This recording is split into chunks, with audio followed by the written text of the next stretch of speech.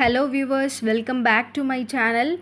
So exam season போயிட்டு இருக்கிறனால நான் வந்து எப்படி வந்து ஒரு குட் ஸ்கோர் வந்து செமஸ்டர் எக்ஸாமில் வந்து எடுக்கலாம் அப்படின்னு சொல்கிறதுக்கு ஒரு டாப் 10 டிப்ஸ் சொல்ல போகிறேன். ஸோ வாங்க வீடியோக்குள்ளே போகலாம்.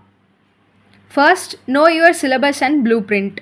நம்ம வந்து கம்ப்ளீட்டாக நம்மளோட சிலபஸ் பேட்டர்னை வந்து ஃபஸ்ட்டு அண்டர்ஸ்டாண்ட் பண்ணிக்கணும். அண்டர்ஸ்டாண்ட் பண்ணிவிட்டு ஹைலைட்டான டாபிக்ஸ், இப்போ ஒரு சில டாபிக்ஸுக்கு எவ்வளோ வெயிட்டேஜ் இருக்கும் நமக்கு தெரியும்ல. ஸோ அந்த டாபிக்ஸை நம்ம வந்து நல்லா கான்சென்ட்ரேட் பண்ணணும். First step, no your syllabus and blue print.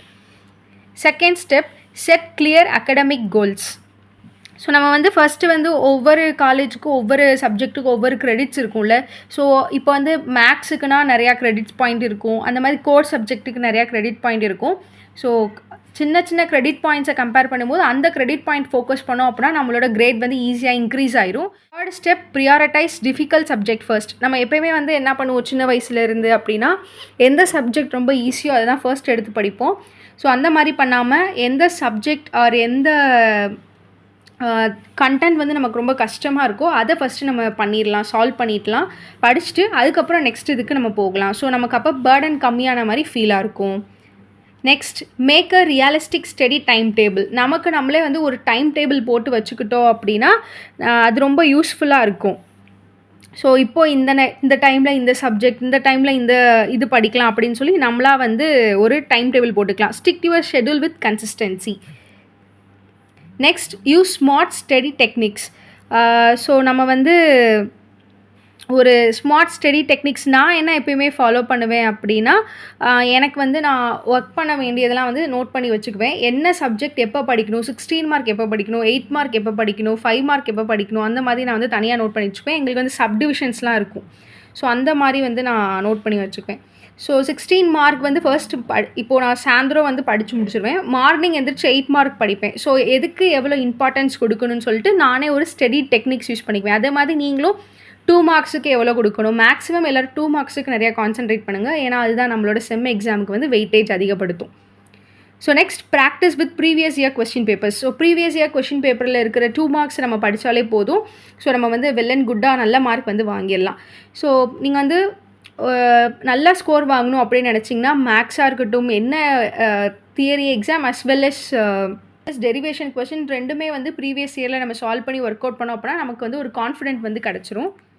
So next, revise regularly using short notes.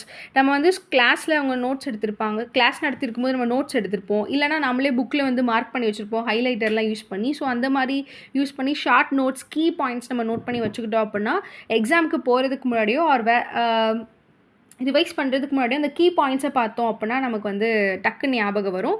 So அந்த பாயிண்ட் எழுதினாலே வந்து 2 மார்க்ஸுக்கெலாம் பார்த்தீங்கன்னா அந்த பாயிண்ட் எழுதினாலே 2 மார்க்ஸ் போட்டுருவாங்க. ஸோ அந்த மாதிரி வந்து ஹைலைட்டர் யூஸ் பண்ணுங்கள். ஆர் ஏதாச்சும் பென்னில் ஏதாவது திக்காக அண்டர்லைன் பண்ணி வைங்க, இல்லைனா நோட்ஸை எழுதி வச்சுருங்க. So next, use group study for doubt clarification. இப்போ தனியாக படித்தோம் அப்படின்னா ரொம்ப பேர்டனாக இருக்க மாதிரி இருக்கும், அல்லோனாக இருக்கிற மாதிரி இருக்கும். ஸோ உங்களுக்கு ஏதாச்சும் டவுட்டாக இருக்குது, இது எப்படி பண்ணணும்னு தெரில அப்படின்னா கண்டிப்பாக உங்கள் ஃப்ரெண்ட்ஸோட குரூப் ஸ்டடி பண்ணிங்க அப்படின்னா அது ரொம்ப ஈஸியாயிரும். ஸோ அவங்க சொல்லுவாங்கள்ல, break down difficult tasks into small ஸ்டெப்ஸ்னு. ஸோ அந்த மாதிரி இதுவும் வந்து ஒரு one of the method. Next, take care of your health. இதுக்கு எல்லாத்துக்கும் முன்னாடி நம்ம வந்து ஹெல்த்தை நல்லா பார்த்துக்கணும்.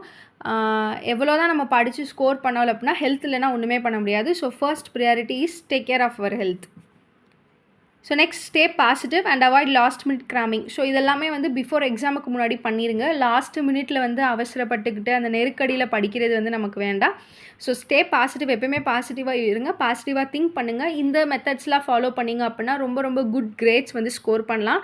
நீங்கள் எதிர்பார்க்காத அளவுக்கு குட் கிரேட் ஸ்கோர் பண்ணலாம். ஸோ இன்னும் உங்களுக்கு டீட்டெயிலாக சொல்லணும், வேறு ஏதாச்சும் மெத்தட், நான் படிக்கிற மெத்தட் உங்களுக்கு சொல்லணும் அப்படின்னா கண்டிப்பாக கமெண்ட்டில் சொல்லுங்கள்.